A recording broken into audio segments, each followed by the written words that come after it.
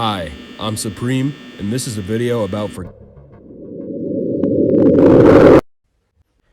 a game that I was really hyped to play ever since I saw early footage of it on TikTok, which I'm pretty sure is also everybody else's first time seeing it too. With the game being created on January 8th, 2022, with 22 million visits. Damn, that's really good. As of making this video. With the game blowing up really fast with YouTubers like Flamingo and Dennis playing the game. Looked at the cameras, there's nothing to worry about.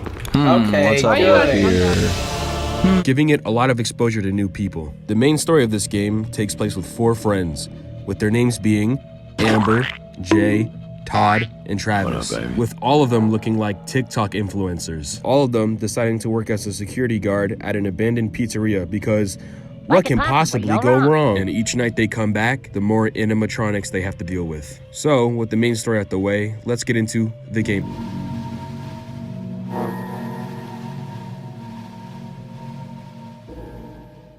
First impressions, the graphics look really damn good. I'd say it's up there with Security Breach levels of good. And it's like, even with your graphic settings all the way low, it still doesn't look that bad. Not to mention, this game also has built-in cutscenes, which is always cool to see. Oh my lord. The main goal of the game is to survive until 6 AM without dying to the animatronics. But if only it was that easy, because you also have to deal with resetting generators and worrying about the oxygen levels. Oh my god. And if that wasn't a pain enough, you also have to deal with keeping the curtains closed in the office or the marionette will kill you.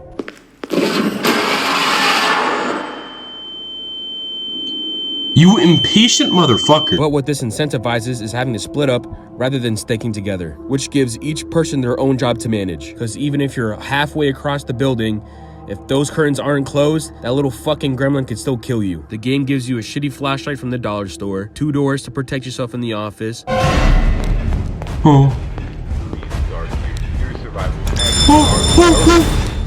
vent to hide in, just in case they come in, and some cameras, which you'll probably not really use anyways. Each player has 3 lives, which is another thing I like about this game because this game is really fucking hard. Yeah, bro.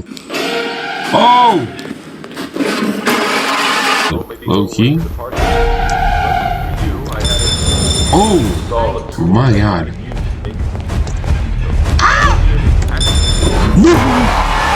Hey, yo, turn around if you're gay. Oh! No.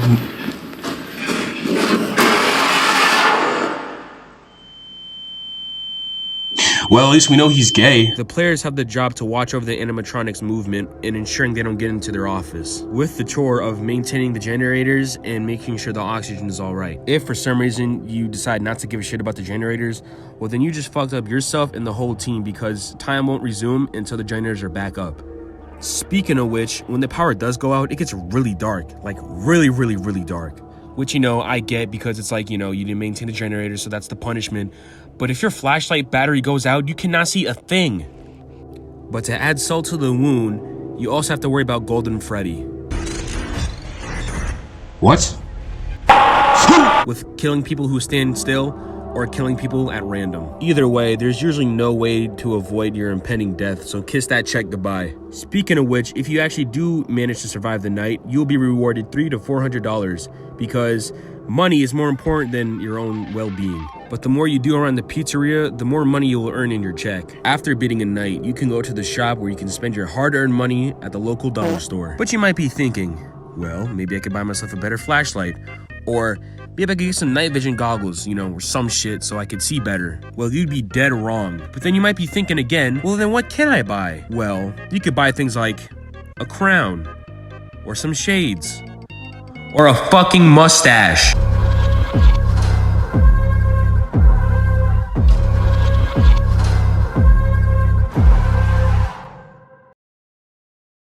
The first night has you dealing with Freddy, with each night giving you another shithead to deal with. Freddy usually walks around the arcade areas and bathrooms, and the entrance, with him sometimes roaming to the office. For a robot that hasn't seen sun for like 500 years, this dude could run really damn fast, with leaving barely any room to evade him. But as long as you stay out of his line of sight, you'll be fine, for the most part.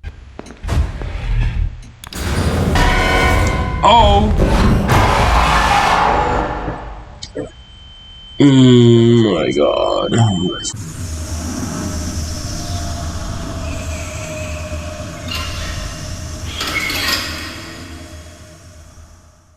On night 2, seriously, why the fuck would you come back here?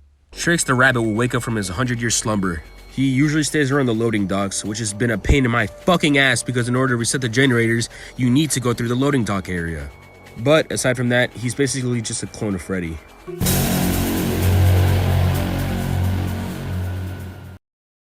On night 3, Foxy finally decides to come out the closet and see what's up. Just like in FNAF 1, Foxy usually just chills in his little Pirate Cove area. But when he decides to leave his man cave, he'll usually just be roaming and building until he finds his way to your office. He's one of the faster ones, but he's also the easiest to deal with having the ability to slow him down just by flashing your light at him, if you haven't ran that dry yet.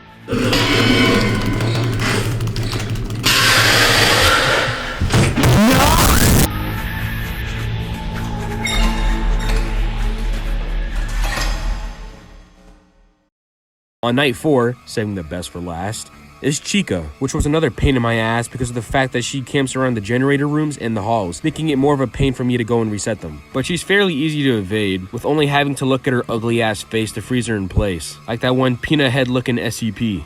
I forgot the name. She must have like Alzheimer's or something because once you turn the corner, she completely forgets about you. But yeah, that's all I got, you know. I could talk more about it, but I don't want to spoil anything, so I'll see you guys in the next...